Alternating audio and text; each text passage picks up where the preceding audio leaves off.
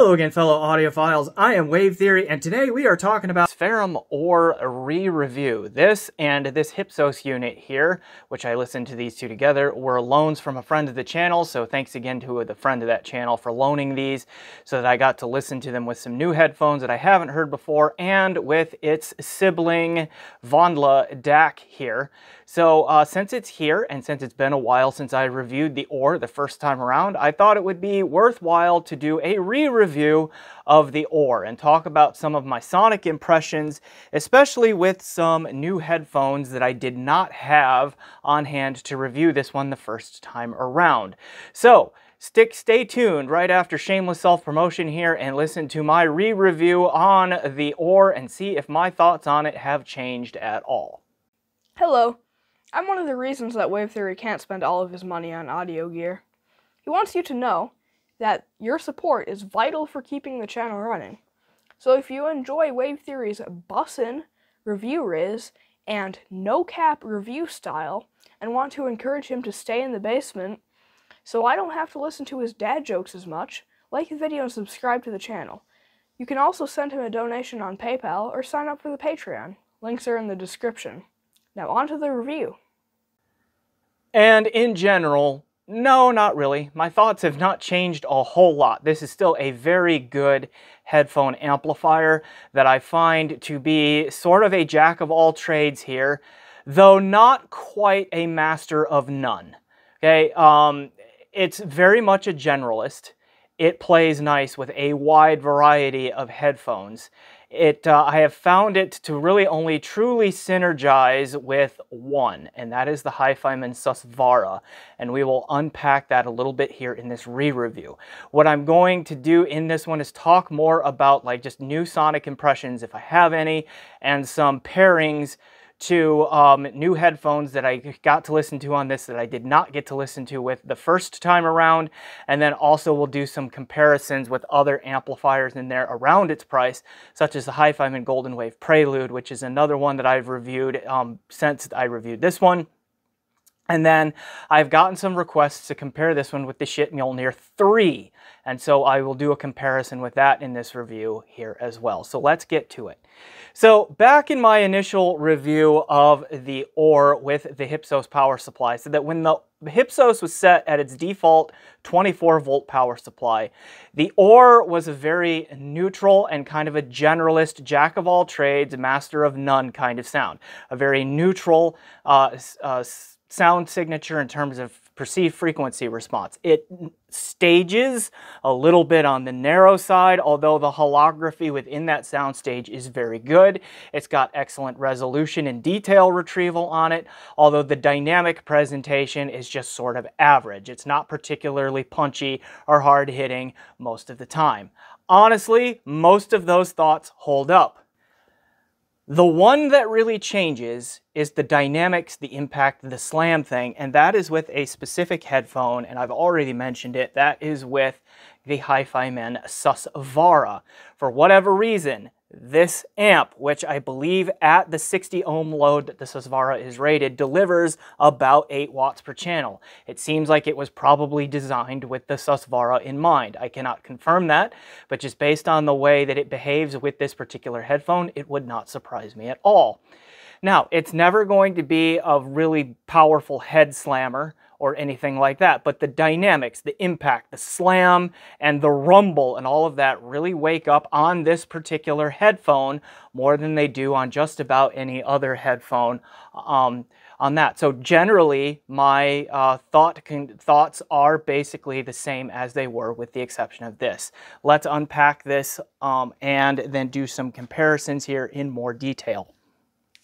All right, a headphone that I got to listen to, another headphone that I got to listen to the Oor with this time around that I did not the first time, is the other HiFiMan that I mention a lot, the HE1000se. This is one of my favorite headphones. It's one of the most valuable reviewing tools, that I have. On HeadFi and such, it's been claimed that this one is my overall favorite headphone. That's not quite true. I prefer the Susvara in the Utopia, but in terms of doing review work, this headphone is much more valuable than those other two because it is much more amp friendly. It is easier to drive, so I can use it with a wider range of source gear and get a real feel for what they sound like. So that's why I mention it so much. But with the Oor, the soundstage on this narrows from what it does on a number of amplifiers. It's not small, it's just that the Oor, the Ferrum house sound in general, because I mentioned this about the WANDLA too. The Ferrum house sound in general just seems to be a little bit narrower in stage. Not too intimate, not claustrophobic, that sort of thing. It's just not big. Now, within that soundstage, lots of holography, solid imaging and separation, good depth and layering, and all of that sort of thing in there as well. So this headphone still sounds nice and big because it just is a big sounding headphone.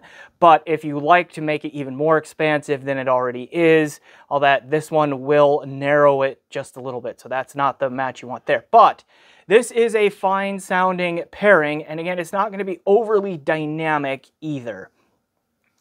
This headphone is one of the more dynamic headphones in HiFiMan's line, but on this particular amp, that does take a slight step back. It's not poor, but it does take a slight step back. So there's one pairing there. Another one that has come along since is the Modhouse Tungsten. This is the double-sided version, which I think is the version you'd want to pair with the Oor. This headphone sounds really good with the Oor. The only issue that I have with it is that dynamics issue, or dynamics that I just spoke about, is like the Oor has plenty of power, lots of control, lots of resolution, very clean sound here, very holographic sound here. But again, it's just the Ferrum house sound is not particularly big, and it's not particularly dynamic or impactful, sans the Susvara, outside the Susvara, I should say.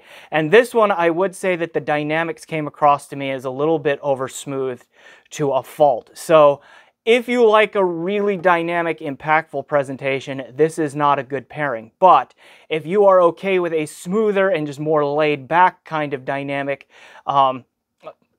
presentation, if you're into a lot of string quartets or that sort of thing where just the dynamics and the impact are just not a feature of the genre, then this pairing can be really excellent and something that you might want to look into. Focal Utopia, the OG here. This is one of the pickiest headphones on the planet, and it responds reasonably well to the Oor. Now, generally the Oor is a very neutral presentation. The Utopia gets a little bit of added warmth to it compared to many other headphone amps from this amplifier here. Not to the point where I would say that the sound signature that the Oor and this together really become a warm signature. It's still mostly neutral, leaning warm. And I think what's going on here is, again, the Oor just has tons and tons of power, right? So much power. 8 watts of output, which I think is correct, at 60 ohm load for the Susvara, huge. Now, the nominal impedance on the original Utopia here is 80 ohms. That spikes to about 300 ohms around its driver's resonant frequency, which is somewhere in the 60 to 80 hertz range. So the power output of this thing at that 300 ohm spikes, but particularly the voltage swings, and again, I think this is a lot why the tungsten sounds good on this too, is well done. So the bass, the mid bass in particular, comes forward a little bit more, and then like the sub bass, there's a more presence to it on this headphone than there are with some other amps, just because it's got so much power and can handle the voltage swing down low there. So that part is a good match to the Utopia. Overall, the Utopia sounds pretty good. This is one of the better pairings that I have heard for the Utopia out there, at least the original. By the way, the friend of the channel who loaned this to me uses a Utopia 22 and liked that pairing a lot too. So I haven't heard that combo, but it stands to reason that it would be at least decent as well. Now back to the original here. The only real complaint that I can come up with here, and like the one thing that keeps this from being like one of the best matches I have heard, it's solid but not one of the best, is that when a track is a little bit poorly recorded. An example I've been listening to lately is I discovered the track Monster in Paradise by the band Gunship. Good stuff, right? If you're into 80s synthwave kind of stuff. That track is a lot of fun, great groove to it, but it's got a little bit of mid-range grain and harshness to it. Okay, a little bit of mid-range glare. This pairing brings that glare out a little bit more and makes it a bit fatiguing, more than it does with other headphones, more than it does than on the Utopia with some other amps. So if there is a flaw in the track, this pairing is going to bring it out a bit more. So if you have a wide variety of music that you're going to listen to that maybe isn't the best recorded, then this isn't the best match here. But if it's well recorded music, then these two are pretty solid together also. All right, back to the Susvara then, and this is a really solid pairing, okay? And what really comes out, I mean, all of the great resolution, the neutrality, and the excellent holography, although still somewhat narrow stage, are present here in this pairing, okay, and sound really good. But then again, the dynamics wake up.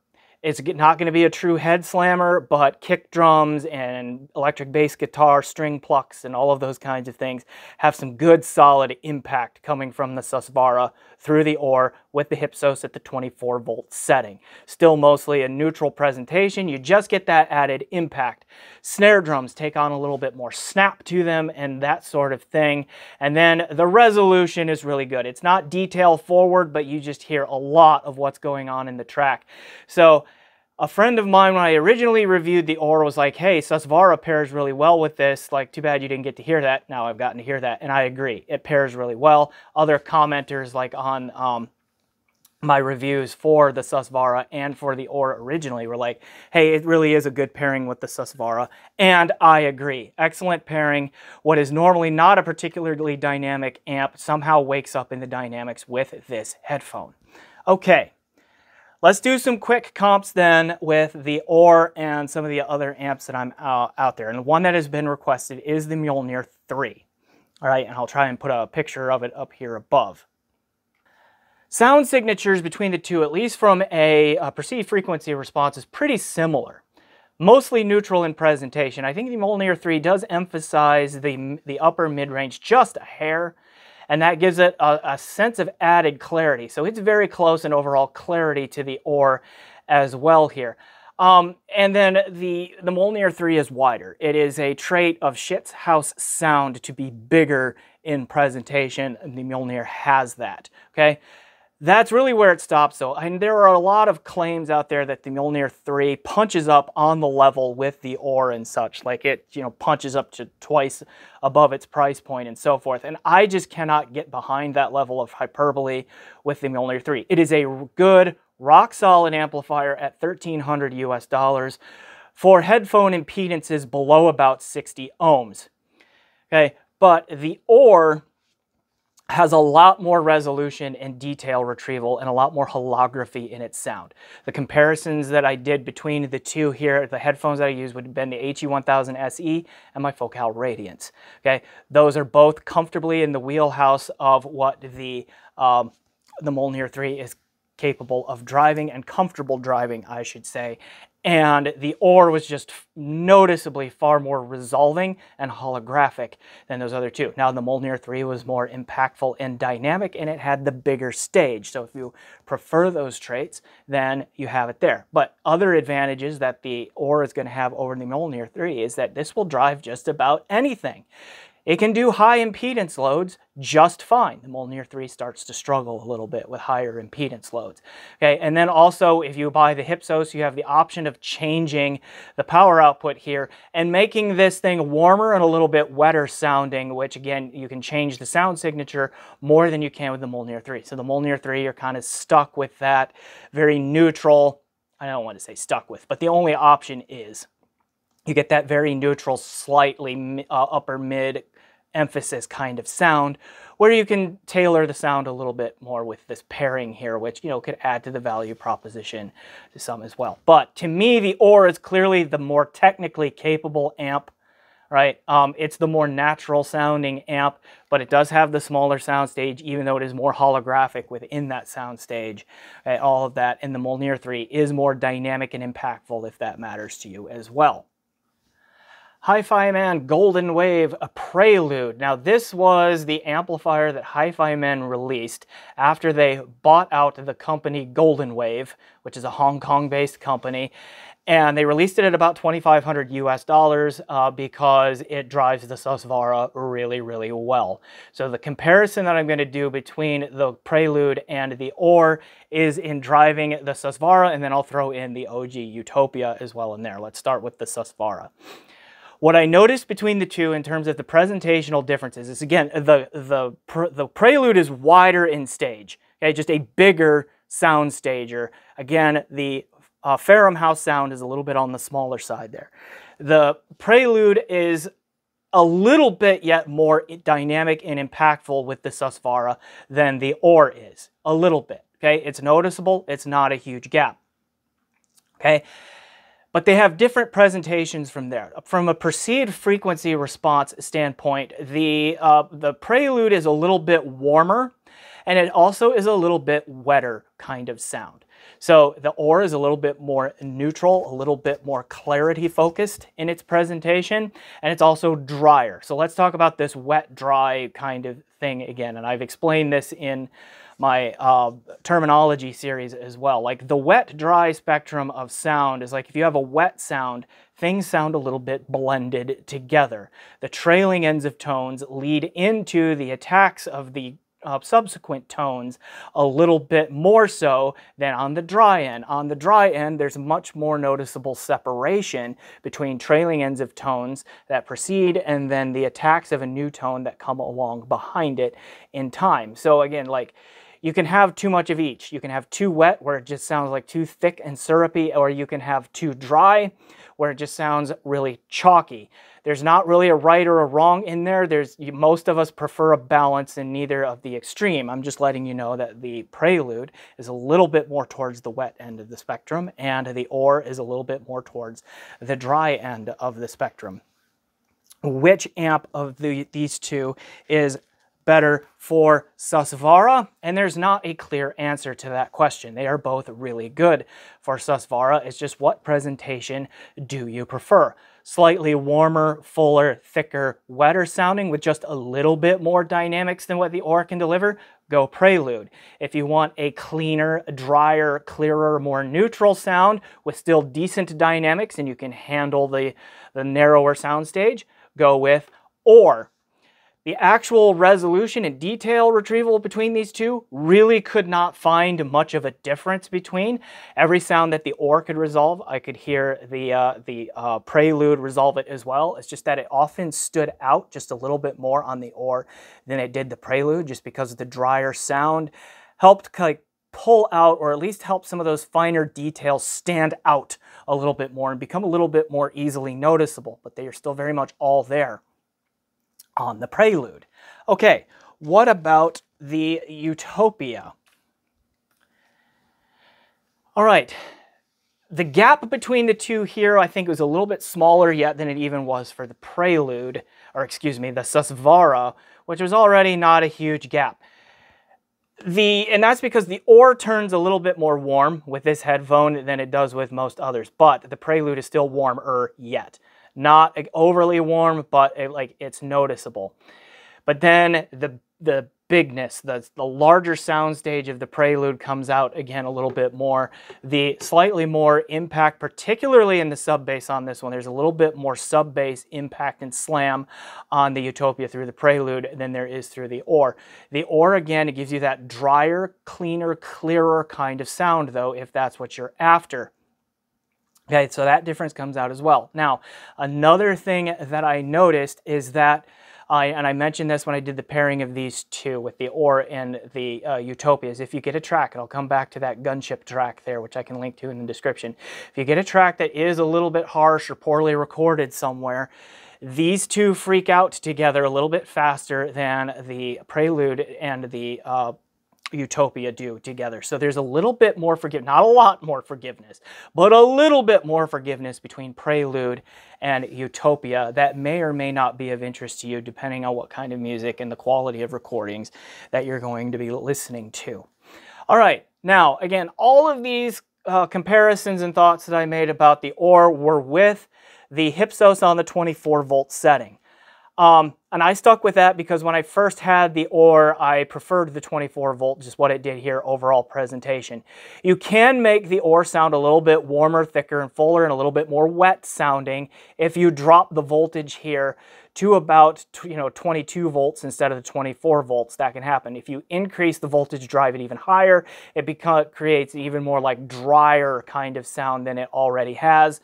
But I think 24 volts, at least for me, is where to stay here. But part of the value that this pairing offers that is not really present with other amps around this price point is the ability to tweak the sound a little bit because of the variable power output of the Hypsos. So that is something to keep in mind. Okay, but overall, I think the Oor is, again, a really solid amplifier. It is a very solid option for the Susvara. Outside of the Susvara, I have found it to be still kind of a jack of all trades, master of none kind of thing. That is not an insult. It doesn't really do anything wrong, as long as you're okay with a bit narrower soundstage and just kind of average-ish dynamics, okay? But other than that, like, it's almost never harsh, it's almost never sharp, it's almost never shouty, okay? That sort of thing. Like, it does everything at least well, and it drives just about every headphone that I have ever tried it with at least well, whether that be low impedance, high efficiency planar magnetics, okay, high impedance, low efficiency planar magnetics now with the Tungsten series, or like hard to drive, other kinds of hard to drive stuff like Susvara, or really weird loads like Utopia, handles them all pretty well. So it is a very flexible, helpful amplifier that will anchor a lot of headphone-based systems for a lot of people, make a lot of people pretty happy. And that is worthwhile, and it is easy for me to recommend because of that. Now, I do think that the pairing that it makes with WANDLA is okay, but I personally I prefer this with my Berkeley Alpha Series 2 as a pairing, just because the Alpha Series 2 is a little bit more dynamic, a little bit more energetic, and it's bigger in stage. That comes through here. These two together kind of doubled down on that more intimate sound stage, and then just the kind of average-ish dynamics. But you get a lot of resolution, a lot of holography within that smaller sound stage, and so forth. And I mean, they're still very competent together. So there are just some quick thoughts on how those play together. But Oor, easy to recommend for the reasons stated here. I hope you found this video helpful, and thanks for watching. So remember to like, subscribe, comment, check out my PayPal and my Patreon, and generally do those things you do to support YouTube channels. Thanks again for watching, and as always, enjoy the music.